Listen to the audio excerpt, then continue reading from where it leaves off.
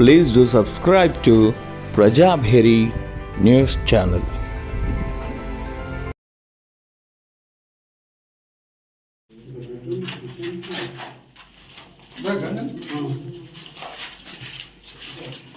నిజామాబాద్ నగరంలో ఏదైతే గత దశాబ్ద కాలం నుంచి డబల్ బెడ్రూమ్ ఇండ్ల కోసం ప్రజలు అనేక సార్లు దరఖాస్తులు పెట్టుకున్నటువంటి పరిస్థితి ఉన్నది.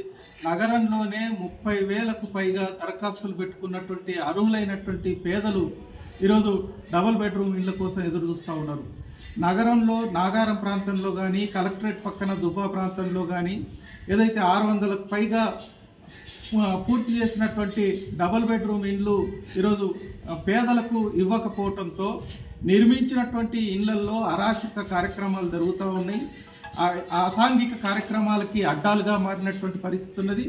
ఇక్కడ ఉన్నటువంటి తలుపులు, దర్వాజాలు, కిటికీలు కూడా ఈరోజు దొంగలించుకుపోతున్నటువంటి పరిస్థితి ఉన్నది.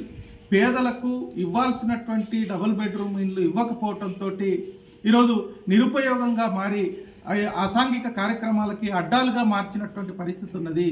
ఇప్పటికైనా ప్రభుత్వం వెంటనే యుద్ధ ప్రాతిపదికన ఈ అసంపూర్తిగా ఉన్నటువంటి డబుల్ బెడ్రూమ్ ఇండ్లకి నిధుల్ని కేటాయించి పూర్తి చేసి వెంటనే యుద్ధ ప్రాతిపదికన పేదలకు ఈ డబుల్ బెడ్రూమ్ ఇళ్లను పంపిణీ చేయాలని మేము కోరుతా ఉన్నాం. లేకపోతే మాత్రం పేదలు ఈ డబుల్ బెడ్రూమ్ ఇళ్ళని ఆక్రమించుకొని ఇక్కడే నివాసం ఉండేటువంటి పరిస్థితి వస్తుంది. దానికి ప్రభుత్వాలే బాధ్యత వహించాల్సి వస్తుందని హెచ్చరిస్తూ ఉన్నాం. ప్రధానంగా గత ప్రభుత్వం పేదల్ని నిర్లక్ష్యం చేయడంతో గత ప్రభుత్వానికి ప్రజలు తగిన గుణపాఠం చెప్పారు. కాంగ్రెస్ పార్టీ ఇందిరమ్మ ఇండ్ల పేరుతోటి కాలయాపన చేస్తే మాత్రం ఈ ప్రభుత్వానికి కూడా ప్రజలు తిరుగుబాటు చేసేటువంటి పరిస్థితి వస్తుంది.